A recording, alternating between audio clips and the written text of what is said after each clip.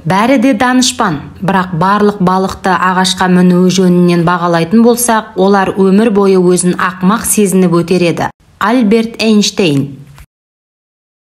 Егер түпсіз терең тұңғиыққа ұзақ қадала қарасаң, тұңғиық саған көзін қадай бастайды. Фридрих Ницше.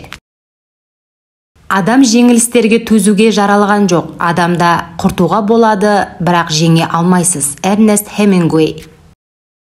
Адам ол ақша табу үшін денсаулығын құртады, қайта сауығу үшін ақшасын жұмсайды. Ол қазіргі күннің рақатын сезінбей жатып, болашақты күтеді. Айналып келгенде бүгін мен де, ертең мен де өмір сүрмеген болып шығады. Ешқашан өлмейтіндей тірлік кешеді. Ешқашан ғұмыр кешпегендей өмірден өтіп кетеді. Далай Лама. Солай болғанда ғой деген сөзден артық қайғылы сөз айтылғанда, жазылғанда емес. Джон Гринлиф Уиттер. Анам маған 5 жасымда өмірдің кілті бақытта екенін айтатын. Мектепке барған кезімде менен өскенде кім болғым келетіні сұралды. Мен бақытты болғым келеді деп жаздым. Олар маған тапсырманы дұрыс түсінбеген екенсің деп сөкті. Ал мен оларға өздері өмірден ештеңе түсінбейтінін айттым. Джон Леннон.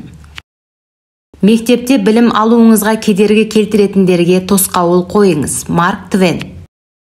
Адам өлуі мүмкін.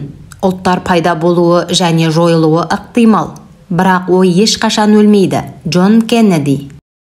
Айықпас дертке шалдыққан қоғамға бейімделуге ешқандай денсаулық жетпейді. Джидду Кришнамурти. Барлығы да өмірден өтеді, бірақ бәрі бірдей нағыз өмірді сүре бермейді. Уильям Уоллес. Біздің көпшілігіміз өзіміз емеспіз. Ойымыз өзгелердің пікірі, өміріміз мимикрия. Қорғаныш реңі, іңкәрлігіміз дәйексөз. Оскар Уайлд. Барлық мейірім күмәнсіз ғажайып, ал ғажайып өзге өлшемді болуы мүмкін емес. Платон. Қауіпсіздік үшін бостандықтан бас тартқан адам қауіпсіздікке де бостандыққа да лайықты емес. Бенджамин Франклин. Біреулердің қай жақтан болса да келуі, ал біреулердің қай жаққа болса да кетуі шексіз шаттық сыйлайтындай көрінеді кейде. Оскар Уайлд. Барлық мүшесі кінәлі қоғамда жалғыз қылмыс ұсталып қалу. Әлемде ұрының жалғыз күнәсі ақмақтық. Хантер Томпсон.